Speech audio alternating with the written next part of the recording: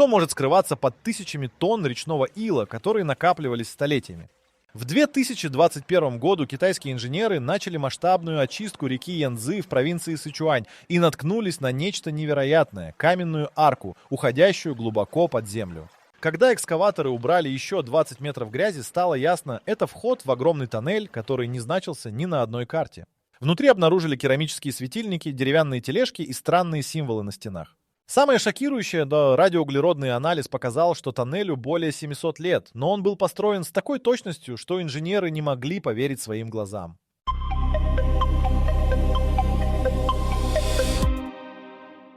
Местные рыбаки годами жаловались на странное течение в этом участке Янцзы. Вода закручивалась воронками даже в спокойную погоду, а эхолоты показывали аномальные пустоты под дном. Власти списывали это на естественные карстовые пещеры, пока уровень воды в засушливом августе не упал на рекордные 4 метра. Первый экскаватор застрял уже через 2 часа работы. Ковш наткнулся на что-то невероятно твердое. Именно тогда капитан землечерпалки Ли Чжэнь заметил торчащий из ила каменный блок идеально прямоугольной формы. Рабочие откопали массивную гранитную плиту толщиной больше метра, покрытую слоем окаменевшей глины. Когда смыли грязь, все замерли. На камне виднелись высеченные иероглифы архаичного стиля династии Юань. Надпись гласила: «Путь небесного дракона. Вход запечатан по указу хана Хубилая в год огненной крысы». Через 3 дня непрерывной откачки воды и удаления грунта открылся арочный проход высотой почти 5 метров. Это соответствовало 1276 году. Своды были сложены из тщательно подогнанных каменных блоков без единой капли раствора, технология, которую считали утраченной. Температура воздуха внутри оказалась на 12 градусов ниже, чем снаружи, хотя никакой вентиляции не наблюдалось. Приборы зафиксировали странные магнитные аномалии. Компасы начинали бешено вращаться на расстоянии 3 метров от входа. Первая разведывательная группа прошла всего 50 метров вглубь и вернулась в шоке. Тоннель уходил строго горизонтально, его стены были покрыты глазурованной керамической плиткой бирюзового цвета, которая до сих пор блестела как новая. Вдоль стен тянулись желоба из обожженной глины, явно древняя дренажная система. Самое поразительное, пол был абсолютно ровным, с отклонением не больше 2 мм на 10 метров. Современные строители признались, что добиться такой точности без лазерных нивелиров практически невозможно. На расстоянии 80 метров обнаружили первые артефакты – 7 бронзовых светильников на каменных постаментах. Внутри них сохранились остатки какого-то воскообразного вещества. Химический анализ показал смесь китового жира, пчелиного воска и неизвестного минерального компонента, который до сих пор не удалось идентифицировать. По расчетам, такие светильники могли гореть непрерывно больше месяца.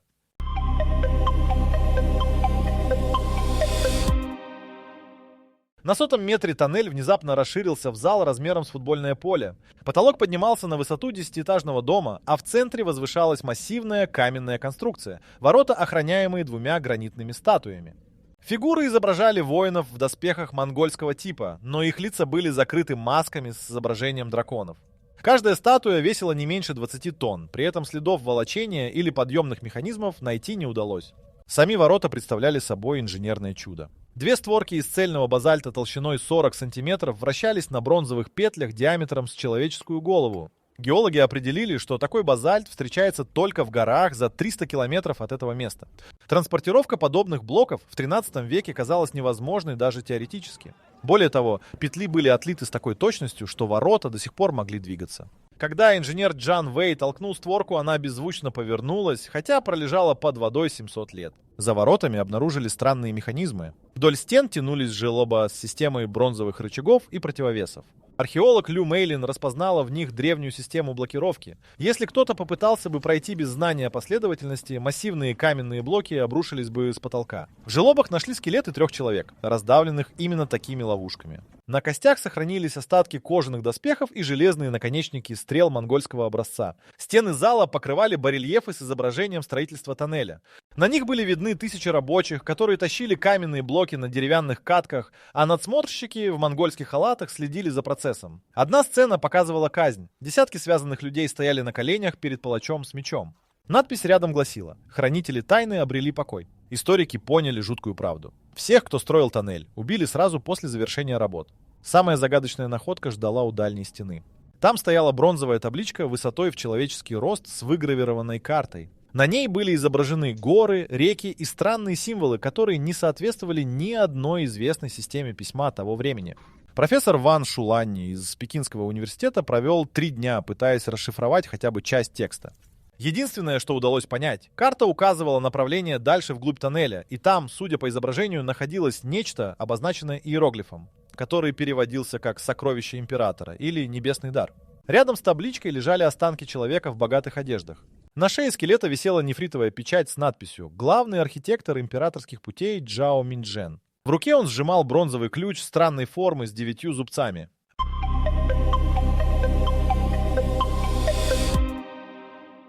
Бронзовый ключ идеально подошел к замочной скважине в массивной двери за залом. Механизм щелкнул, и створка открылась, выпустив поток ледяного воздуха с запахом сырой земли и чего-то металлического. Термометры показали минус 3 градуса, температуру, при которой в подземелье без холодильных установок быть не должно. Дальше тоннель уходил под наклоном вниз, углубляясь на 2 метра каждые 10 метров пути. Через 50 метров спуска стены изменились. Вместо обработанного камня появилась голая скальная порода, но она была оплавлена. Поверхность напоминала застывшее стекло. Геолог Суньцзяньга взял пробу и остолбенел. Чтобы гранит расплавился таким образом, нужна температура выше 1400 градусов.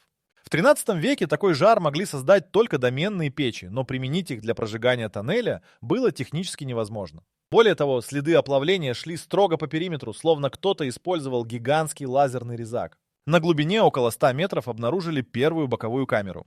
Внутри стояли ряды деревянных стеллажей, на которых лежали сотни глиняных табличек с текстами. Большинство рассыпалось при прикосновении, но 23 удалось извлечь целыми. Тексты описывали технологии строительства, использование неких огненных труб, которые плавили камень как воск. Один фрагмент гласил: «Мастер Ли Гуанчжоу привез секрет западных алхимиков из земель персов. Субстанция в медном сосуде горит ярче 10 солнц». Химики предположили, что речь могла идти о термите или похожем составе, но проверить эту теорию было невозможно. В той же камере нашли деревянную тележку с железными колесами. На ней сохранились остатки груза, куски породы с вкраплениями желтого металла. Экспресс-анализ показал чистое золото пробы 999. Рядом валялись кирки и молоты с затупленными лезвиями. Стало ясно, тоннель вел к месторождению, причем невероятно богатому. По подсчетам, даже маленькие крупинки на тележке стоили больше 100 тысяч долларов. Дальше тоннель раздваивался, правый рукав обвалился, его полностью забило обломками скалы. На камнях виднелись следы взрыва и копоти. Левый проход оставался открытым, но на полу лежали скелеты. Сразу 17 человек. Все они погибли от ран, нанесенных холодным оружием. Между костями валялись обломки мечей, наконечники копий и стрелы. Судя по положению тел, здесь произошла ожесточенная битва. На стене кто-то нацарапал иероглифы своей кровью. Предатель Ван закрыл выход. Воздух кончается. «Простите нас, господин». За местом побоища воздух становился все холоднее. На стенах появился иней, хотя источника холода не было видно. Приборы зафиксировали странное явление. Влажность воздуха составляла 0%, словно вся вода мгновенно вымерзала. Один из рабочих попробовал плюнуть. Слюна превратилась в ледяную крошку, не долетев до пола. Биолог Джейн Хуэй предположила наличие подземного озера жидкого азота, но такое в природе не встречалось. На отметке 230 метров под землей тоннель упирался в металлическую дверь. Она была отлита из бронзы толщиной не меньше 10 сантиметров и покрыта сложным орнаментом из переплетенных драконов.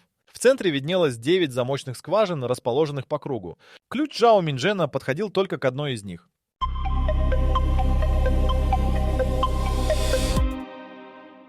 Археологи начали поиски остальных 8 ключей и обнаружили первый в 20 метрах от двери. Он лежал в высохшей луже крови рядом со скелетом в офицерских доспехах.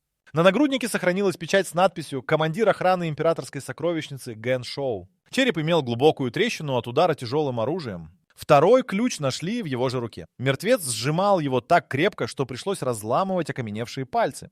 Третий ключ обнаружился в самом неожиданном месте.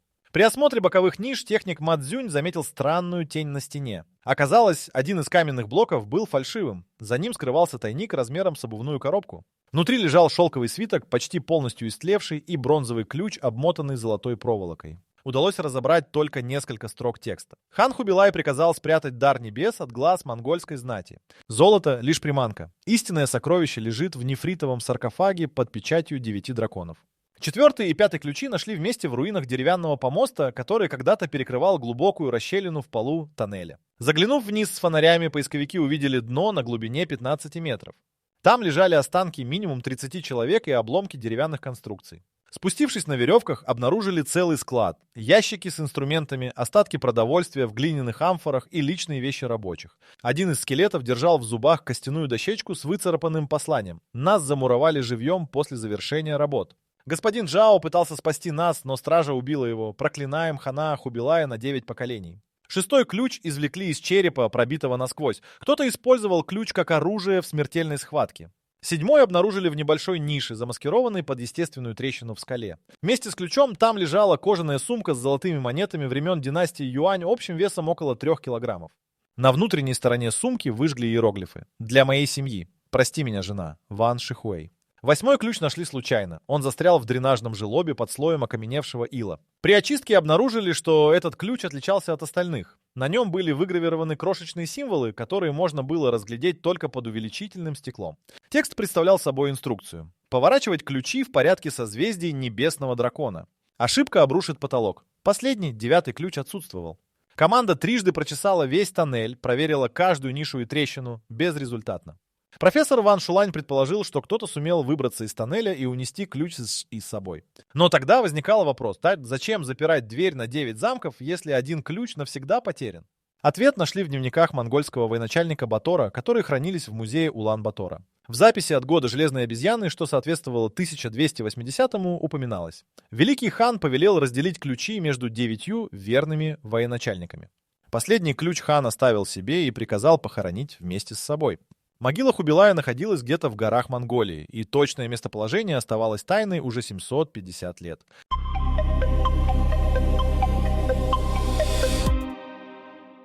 Инженер Чжан Вэй предложил радикальное решение – взломать замки. Специалисты из Шанхайского технического института привезли эндоскопы и рентгеновское оборудование.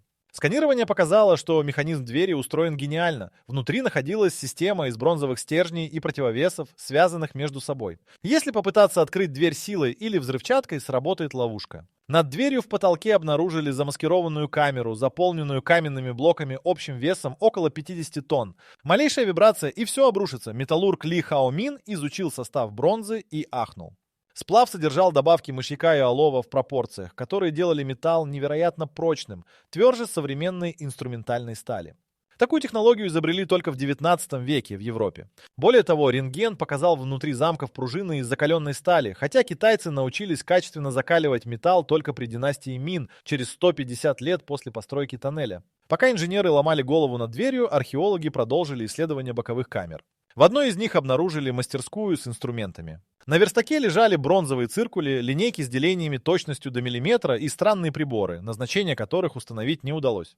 Один из них представлял собой бронзовый диск с концентрическими кругами и подвижной стрелкой. Когда прибор поднесли к стене тоннеля, стрелка отклонилась. Физик Джоу Тинфэн определил, что устройство реагирует на магнитное поле. По сути, это был компас невероятной точности. В дальнем углу мастерской стоял глиняный кувшин, запечатанный воском. Внутри находилась темная маслянистая жидкость с резким химическим запахом. Лабораторный анализ показал смесь нефти, серы, селитры и неизвестного органического компонента. Когда каплю жидкости поднесли к огню, она вспыхнула ярким белым пламенем, которое невозможно было потушить водой. Историки поняли, это был греческий огонь, секрет которого считался утраченным еще в XIII веке. Но формула здесь отличалась от византийских описаний, она была совершеннее. Следующая находка заставила усомниться в датировке всего комплекса. В нише под полом мастерской нашли металлический ящик размером с чемодан. Крышка открылась легко. Внутри на шелковой подстилке лежали стеклянные колбы, медные трубки и странный прибор из полированной бронзы. Он состоял из 2 цилиндров, соединенных системой клапанов. Когда механик попробовал привести устройство в действие, один цилиндр начал нагреваться, а другой охлаждаться. Это был тепловой насос, принцип которого описал только Сади Карно в 1824 году. Рядом с прибором лежал свиток из тонкой кожи с чертежами. На них были изображены различные механизмы: водяные насосы, подъемные краны, система блоков. Один чертеж показывал устройство, поразительно напоминающее паровую турбину. Подпись гласила: «Машина вечного движения воды. Создана мастером Лю Синем по знаниям, полученным от западного мудреца Рашида». Историки знали, что Рашид ад-Дин был персидским ученым при дворе Хубилая, автором множества трудов по алхимии и механике. В соседней камере обнаружили библиотеку, полки с сотнями бамбуковых дощечек, связанных в книги. Большинство истлело, но удалось спасти 37 томов. Тексты описывали металлургию, астрономию, математику. Один том содержал таблицы логарифмов за 300 лет до того, как их вычислил Джон Неппер. Другой описывал кровообращение с точностью, которой европейская медицина достигла только при Уильяме Гарвее в 17 веке. Самая странная книга называлась «Трактат о небесном металле». В ней говорилось о камне, упавшем с неба в год белой змеи, который обладал удивительными свойствами. Металл из этого камня не ржавел, был легче железа, но прочнее бронзы. Описание точно соответствовало метеоритному железу с высоким содержанием никеля.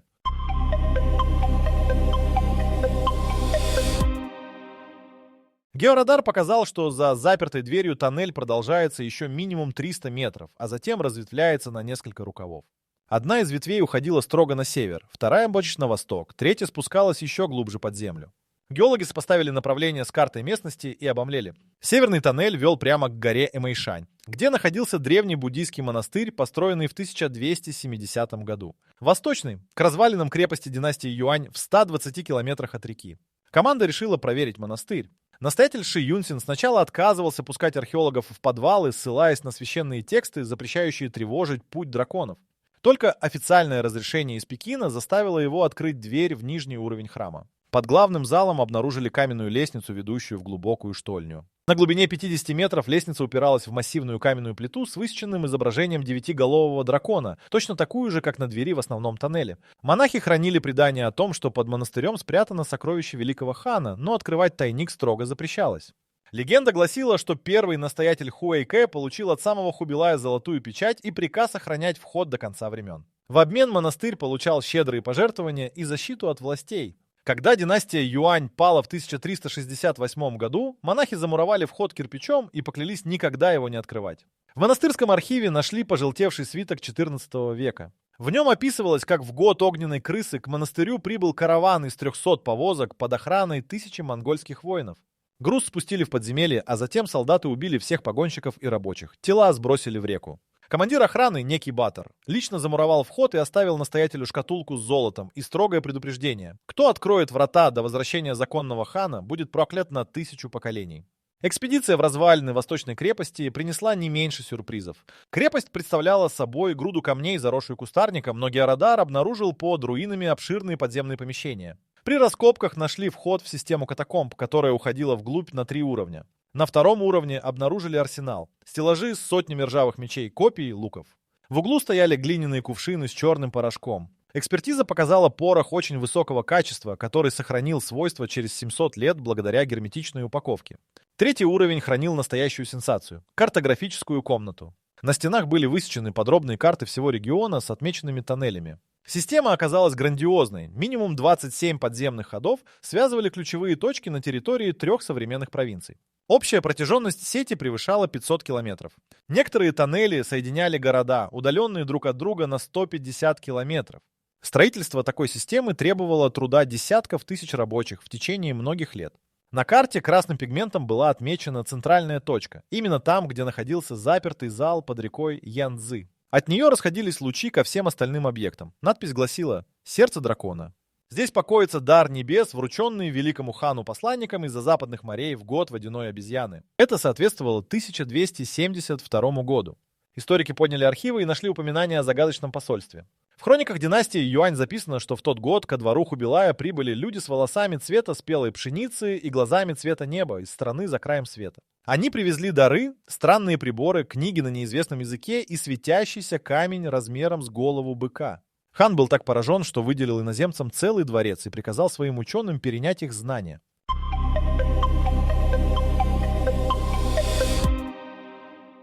Профессор Ван Шулань обнаружил в венецианском архиве документ, который пролил свет на тайну. Письмо датировалось 1298 годом и было написано неким Марко, венецианским купцом, который 17 лет прослужил при дворе Хубилая. В нем упоминался великий секрет хана — камень, упавший с неба, который излучал свет без огня и делал больных здоровыми, а старых — молодыми. Хан приказал спрятать камень в специально построенном подземном хранилище, защищенном ловушками и стражей. Описание светящегося камня заставило физиков насторожиться. Доктор Лю Вэньцзе из Института ядерной физики предположил, что речь может идти о радиоактивном метеорите. В XIII веке люди не понимали природу радиации, но могли наблюдать свечение и ощущать воздействие на организм. Малые дозы радиации действительно могут вызывать временное улучшение самочувствия, эффект, известный как радиационный гармезис. Но длительное облучение приводит к лучевой болезни и смерти. Команда установила дозиметры по всему тоннелю. Показания были в норме до самой запертой двери. Но когда прибор просунули в щель под дверью, он начал щелкать. Уровень радиации за дверью в 15 раз превышал фон. Не смертельно, но опасно при длительном пребывании. Это объясняло странную холодность воздуха и отсутствие влаги. Интенсивное излучение ионизировало молекулы воды. В архиве крепости нашли медицинские записи гарнизонного лекаря от 1277 года. Он описывал странную болезнь, поразившую солдат, охранявших тайную комнату. У людей выпадали волосы, кровоточили десны, появлялись незаживающие раны. Многие умирали через несколько месяцев службы. Лекарь называл это проклятием небесного камня. Симптомы точно соответствовали острой лучевой болезни. Стало понятно, почему Хубилай приказал построить такую сложную систему защиты. Камень был опасен, но хан верил в его магические свойства и не мог уничтожить дар небес. Решением стало строительство глубокого хранилища с многоуровневой защитой. Толстые каменные стены должны были поглощать излучение. Система тоннелей позволяла доставлять припасы для стражи, не открывая главный вход. А 9 ключей гарантировали, что случайный человек не проникнет внутрь. Но план провалился. В 1368 году династия Юань пала под ударами восстания красных повязок. Последний монгольский император Тогон-Тимур бежал в степи, а китайцы истребили монгольскую знать. 8 военачальников, хранивших ключи, погибли в боях или были казнены. 9-й ключ, который находился в могиле Хубилая, остался недоступен. Новая династия Мин не знала о существовании тоннеля или предпочла забыть о нем как о монгольском наследии. Река постепенно заносила вход илом. Через 100 лет о тоннеле помнили только монахи Эмэйшаня, но они хранили молчание. Легенда превратилась в миф, миф в сказку. К 20 веку даже местные жители не верили в существование подземного царства хана. Пока засуха и речные работы не обнажили вход. Теперь вставал вопрос, что делать дальше. Открыть дверь без 9-го ключа было невозможно без риска обрушения, но оставить находку неисследованной тоже было нельзя. Инженер Джан Вэй предложил пробурить обходной тоннель, который выйдет в камеру за дверью сбоку. Геологи рассчитали траекторию. Нужно было пройти 40 метров через твердую скальную породу, не задев несущие конструкции. Бурение началось в октябре 2021 года. Специальная установка с алмазными коронками прогрызала гранит со скоростью 2 метра в сутки. Работа велась круглосуточно, датчики постоянно контролировали стабильность окружающих пород. На 38-м метре бур провалился в пустоту. Обходной тоннель вышел точно в цель.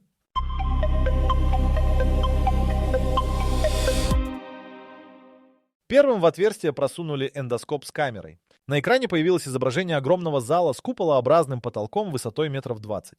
В центре на каменном постаменте стоял саркофаг из полупрозрачного зеленого нефрита размером с небольшой автомобиль. Крышка была украшена резьбой с изображением 9 драконов, каждый держал в пасти жемчужину. Но самое поразительное, саркофаг светился изнутри тусклым голубоватым сиянием, пульсирующим с частотой примерно раз в 3 секунды. Дозиметр, опущенный в зал, зашкалил. Уровень радиации достигал 300 микрорентген в час, в 100 раз выше нормы. Находиться там без защиты можно было максимум 2 часа, а потом начиналась лучевая болезнь. Стало ясно, внутри саркофага действительно лежал радиоактивный метеорит, причем очень мощный. За 700 лет излучение почти не ослабло, что указывало на изотоп с периодом полураспада в десятки тысяч лет. Работы исследователи запустили через пробуренное отверстие.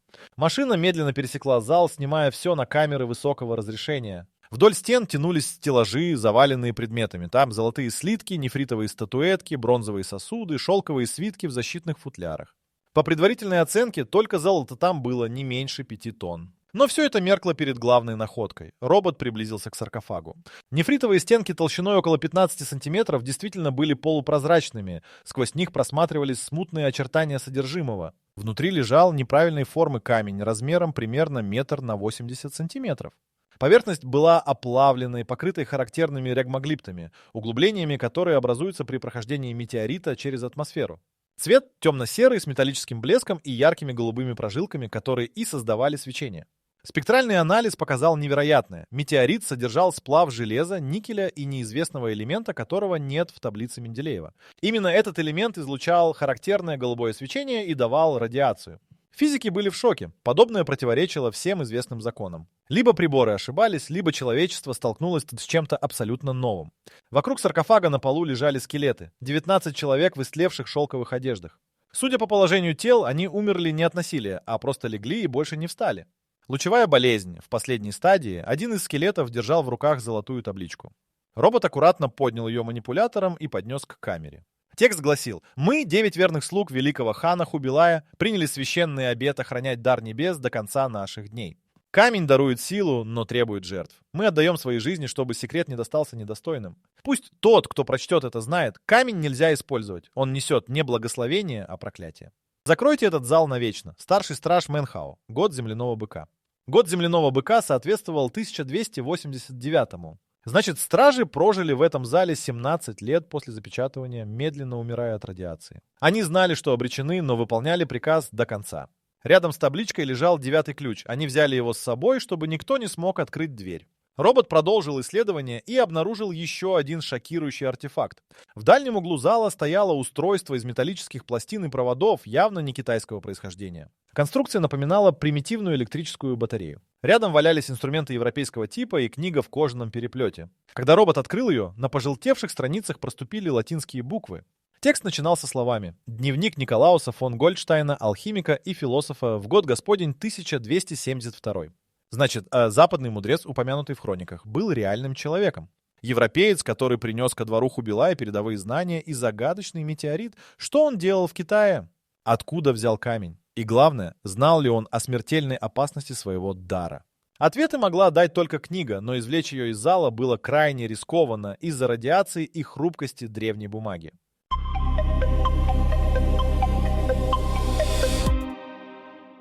Специальный робот с защищенными камерами и манипуляторами провел в зале 3 суток, методично фотографируя каждую страницу дневника. Перевод занял 2 недели. Средневековая латынь с вкраплениями немецкого и арабского требовала работы целой группы лингвистов. То, что они прочитали, перевернуло представление о находке. Николаус фон Гольдштейн был рыцарем Тевтонского ордена, который в 1268 году участвовал в крестовом походе на Ближний Восток. Во время осады крепости в Сирии он обнаружил в подземелье древнее хранилище с арабскими манускриптами и странным камнем, который светился без огня и излучал тепло. Арабские тексты описывали камень как слезу падшей звезды, упавшую в пустыню за 300 лет до того. Бедуины поклонялись ему как святыне, но затем начали умирать целыми семьями. Мудрецы поняли, что камень проклят, и замуровали его под землей. Николаус не поверил в проклятие и забрал камень вместе с манускриптами. Он изучал алхимию и решил, что нашел философский камень, субстанцию, способную превращать металлы в золото и даровать вечную жизнь. Следующие 3 года он путешествовал на восток, изучая арабскую науку и собирая знания. В Багдаде встретил персидского ученого Рашида ад-Дина, который служил советником монгольского Ильхана Абаги. Рашид помог ему получить аудиенцию у самого Хубилая в далеком Ханбалыке. Хан был поражен демонстрацией западной магии. Николаус показывал химические опыты, оптические приборы, механические игрушки, но больше всего хана заинтересовал светящийся камень. Николаус утверждал, что тот может исцелять болезни и продлевать жизнь. Хубилай, которому было уже 57 лет, мечтал о бессмертии. Он приказал придворным ученым изучить камень и построить для него специальное хранилище. Первые результаты казались обнадеживающими. Больные, проведшие час рядом с камнем, чувствовали прилив сил. У хана исчезли боли в суставах, улучшилось зрение, но через полгода начались странные недуги. У людей, регулярно контактировавших с камнем, выпадали волосы, кровоточили десны, появлялись язвы на коже. 3 умерли в страшных мучениях. Придворный врач Хусы Хуэй понял: камень не лечит, а медленно убивает. Хубилай пришел в ярость. Николауса обвинили в попытке отравить императора и казнили. Но камень уничтожить побоялись, да вдруг это действительно дар небес, просто люди не умеют им правильно пользоваться. Решили спрятать его так глубоко и надежно, чтобы никто никогда не нашел. Так началось строительство подземного комплекса, которое продолжалось 8 лет и стоило жизни тысячам рабочих. Последняя запись в дневнике Николауса датирована днем его казни. Он писал: «Я был слепцом, жаждущим запретного знания». Камень — не дар, а оружие богов, которое человек не должен касаться. Пусть он навеки останется погребенным в земле. Прошу прощения у всех, кого погубила моя гордыня. Китайское правительство приняло решение запечатать тоннель навсегда. Пробуренные отверстия залили бетоном, вход со стороны реки засыпали камнями и залили еще одним слоем бетона толщиной 5 метров. Все находки, кроме радиоактивного метеорита, извлекли и передали в музей. Сам метеорит остался в нефритовом саркофаге под землей. Его транспортировка создавала слишком большую опасность. Территория над тоннелем объявлена закрытой зоной. Датчики радиации постоянно контролируют уровень излучения. Пока оно не просачивается наружу, нефрит и толща земли надежно экранируют опасность. Так древняя тайна снова стала тайной, но теперь человечество точно знает, некоторые сокровища лучше оставить нетронутыми. Дар небес оказался проклятием, которое унесло тысячи жизней и чуть не погубило целую династию. 9 верных стражей отдали свои жизни, чтобы защитить мир от этой опасности. Их жертва не была напрасной. 700 лет спустя их предупреждение наконец услышали.